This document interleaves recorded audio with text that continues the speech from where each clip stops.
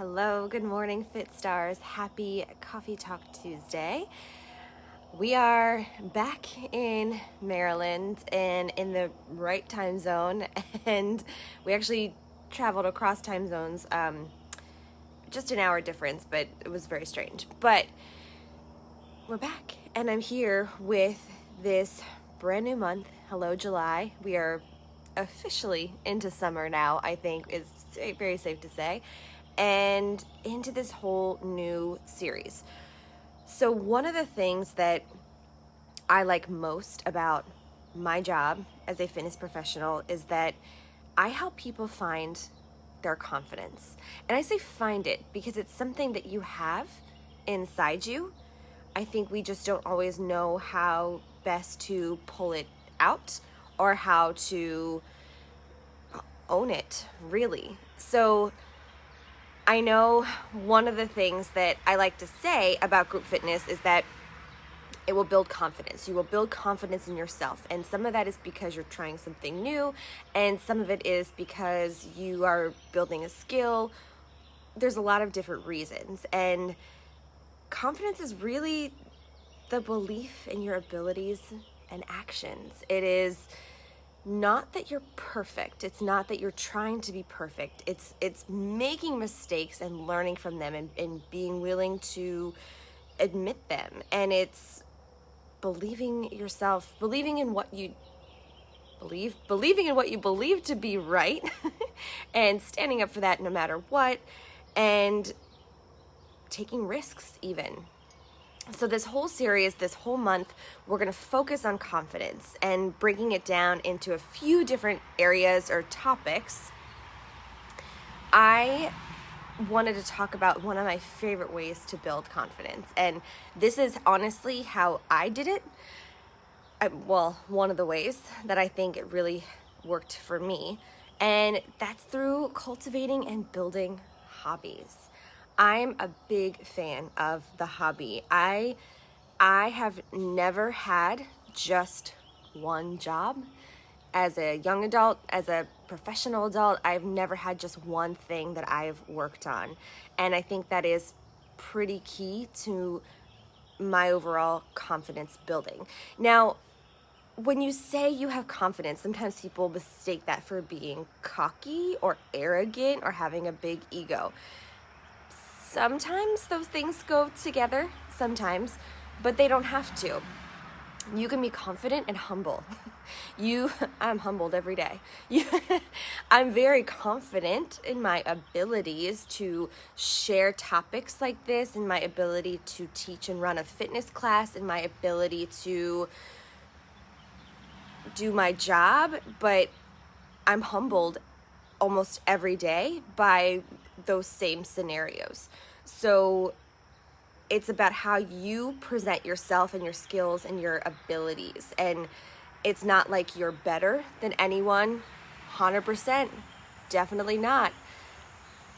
It's just that you believe that you have spent the time to build these skills and you have these abilities, and you're gonna make a mistake, but you're gonna be able to get through it. So that is what confidence is to me, and that's why I think it's different than ego or, you're not always the best. It's not trying to be the best. It's just trying to put yourself out there, which is a good thing. It's a very good thing. And it's something that's like my mission. I want you to feel so confident about yourself and your abilities. Okay. One of my favorite ways to work on building confidence, and the way that I think I really, really achieved it, is through hobbies. There should be something in your life that you feel excited about. And I'm saying this like with caution, like, oh my gosh, I don't have a hobby, like, no, I'm doomed. Not at all. Not at all. You might have a hobby, you just don't know it's called a hobby. It's something outside of a main job that you're excited about. It could even be something related to your main job that you're excited about. Just something that when you think about it, like, you get pumped and you're like, oh my gosh, I can't wait. Like, sometimes people will say things like, I can't believe you teach like 3 classes a day, or I don't anymore. I have not this year. And well, actually that's a lie. I'm going to teach 3 classes at some point actually this week. But it's like, how can you spend so much time on it? I'm so driven with it and I love it. And it's something that fuels me and it makes me feel good. I'm contributing to society. That's the kind of feeling you want with that hobby. But I almost think you should have 3 hobbies. And you might have heard this before. I have no idea where it comes from. I literally spent a lot of time researching it, trying to figure out where this is from. So this is not my words. I have seen this, but I'm going to share it with you. You should have 3 things. 3 hobbies. 1 hobby to make you money, 1 hobby to get you moving or keep you active, and 1 hobby to help you be creative. Sometimes they can be the same thing, but I would encourage you, if you already have a hobby, to seek out other things. So sometimes a hobby, and like for my fitness business, the first several years, the government saw it as a hobby because it made 0 money. I was just doing it because it was fun. Especially the first couple of years, I said yes to everything. And I did lots of things for this much dollars. Sometimes I paid to do those things. That's fine because I liked it and it kept me active. It didn't make me money, but it kept me active. So I kept up with it. It was a good hobby because it helped me push through some physical things that I needed to push through. It helped me build my skills and it made me confident. But now that hobby has become my side business and that's the one that makes me money. So then also you want to have a hobby that keeps you moving, keeps you active, and you want to have a hobby that keeps you creative. And there are definitely times that my fitness business checks all 3 boxes, but it also kind of ebbs and flows. So you might notice with a side hustle or a hobby, you kind of have like, you really, really, really love it, and then you pull away from it. The pulling away from it is probably because it's not feeding one of those 3 things. It's not making you money, it's not challenging you to be creative, and it's not keeping you physically active. I know a lot of my clients like to garden. Garden keeps you physically active. Trying all of your classes is one of my hobbies. Yes, Marlo, for sure. For sure. Marlo, you got a lot going on. You have a lot of things going on. I think you got your 3 hobbies for sure. But I think having hobbies that check those 3 boxes is going to help you work your way toward that confidence. And here's why. When you're focusing on something and you are showing up for it every single day, you're going to build skills, you're going to get better at it, and that is going to lead to confidence. When I first taught my very first class, I had 2 people, and I still apologize to those 2 people today because I'm like, I don't know what that was. We did something. Was not a class. Not sure what it was. No idea, because I was not confident. I had never done it before. I had 0 skills. But now, I prepare and I know myself as an instructor. I feel very confident in my ability as a fitness instructor because I've spent over 10,000 hours working on it. So I know going into it, I can say, yes, I can do that, or nope, cannot do that. I used to say yes to everything, thinking that I had to be everything. But most recently, I got a request for a kind of class that I've never taught. And I was like, nope, not going to do that. But previously, I would have said, yes, yes, yes, sign me up because I want to do that. Because I was itching and working to build that skill and trying to feel confident about myself. But with hobbies, you are building skills, you are cultivating your beliefs and behaviors, and over time, you'll get really good at it. And confidence is just about building the skill and working toward it.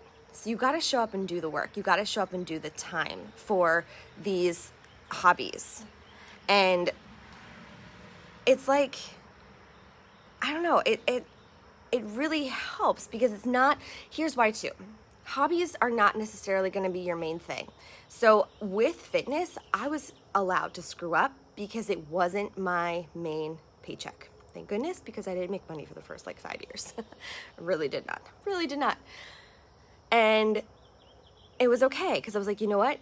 I have my other full-time job, so it's okay if this job doesn't go well. I want it to go well and I'd like to make money doing it. Of course, I got into it thinking, I'm going to be working out, making money. It not happen, at least not the way I was doing it for several years.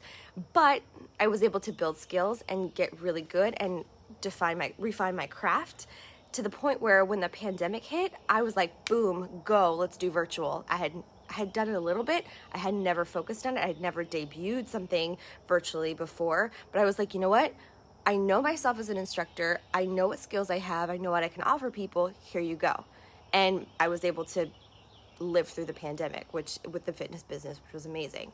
So I think that's why Hobbies can really help you, because it's not like your main course. It's like your starter. You know, it's not like, it's like, oh, I enjoy this and maybe I can make some money from it, or it might be making me physically active, or maybe it just helps me feel really creative, but it's not my main thing. So it's okay if it doesn't go well. So you're giving yourself that option or ability to not be the greatest at it. And when we allow ourselves to fail and we allow ourselves to learn from mistakes, we get really good at something. We get really good at something. And that's where your confidence comes from. So I encourage you to think about that. Think about, what are your hobbies, or what are things that you're doing right now that you might not know are hobbies, that are totally hobbies? What's something that keeps you active? You know, maybe it's gardening, maybe it's walking your dog, maybe it is being a coach and working with your kids, maybe it's running around after your children right now. What is it that is keeping you active? What's the hobby that's keeping you active? What is a hobby or something that is helping you feel creative? Where there are points literally with fitness, like you think, oh, there's only so many movements that you can do. There's only so much choreography you can do. But there's like, I'm always thinking of something new. I'm always working on something new. And you're like, there's got to be no new combinations at this point. But it's something that when you think about it, you want to build. You want to be creative. You want to, showcase that fun, happy, creative side of yourself. And then what is something that maybe makes you money? Do you have a hobby that could potentially make you money? I do caution a little bit with that. So like, it might not make you money right now. So like I said, with fitness, I went into it thinking it was going to be my side hustle, because I was working in an industry, in a job where I made not a lot of money. And I thought, oh, this will be a great way to have some side income. And that did not happen right away. And if I had kept going into it thinking, I'm going to make money, I'm going to make money, I'm going to make money, I might have quit that, because it did not make money at first. But it had the potential to make money. And I saw that, and I kept refining my craft and honing my skills and making myself better to the point where I was able to make money. So I will caution you in that. But that hobby did allow me to be creative. So I think that's one of the reasons I was able to keep going with it. So if your goal with the hobby is to make money, just be patient with yourself. It might not happen right now. It might not happen in a second. And it's possible that job, making you money, it might turn into your main job, and then it's not your hobby anymore. So be prepared for that. But yes, 3 hobbies, and hobbies are going to help you build that confidence, because you're allowed to mess up. You're going to be tapping into your creative side. You're probably going to be moving your body in some way, high impact, low impact, getting out of your shell. And that builds confidence, just moving yourself around and getting a sense of who you are. And that's something that hobbies do too, right? They help you understand, yes, I like this. No, I don't like that. And maybe not at first. Like I said, with fitness, I would just say yes to everything. But now I'm pretty careful in what I say yes or no to. I try to be more protective of my time.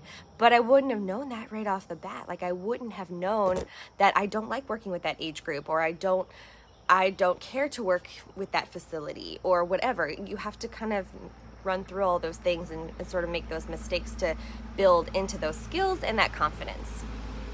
So, ooh, it's a big piece of farm equipment. Okay, it's always so fun to see what goes by. So that is my first tip on confidence for you. Work on those hobbies. Find something that makes you money, something that keeps you moving, makes you active, and something that makes you creative. And again, your hobby could check all 3 boxes. It might check all 3 boxes at some different point, It might change from one thing to another. Maybe you have 3 hobbies. Maybe you don't even know what those are. This is an opportunity to do a little like sit down, self-awareness check, like how do I like to spend my time? What is it that I'm doing? And honestly, your hobbies will help you be better at your job. So true. Hobbies will help you be better at your job. A lot of the things that I did in fitness helped me get the jobs that I have today. Because you're building confidence. Full circle. See how that works. All right, let's go off, figure out our hobbies, write them down, or pursue something. Use this as your sign to pursue something. If you've been like, oh, I don't know, I might spend some time on this, might not be worth my time, this is your sign. Go spend the time on it. It is totally worth it. If you can't stop thinking about it, it's totally worth it. All right, let's go off and I'm going to finish my coffee. Let's go forth, be confident, and I really look forward to sharing this series. If you're watching them or following them in order, next week I'm going to share 5 confidence building activities. Until then, bye.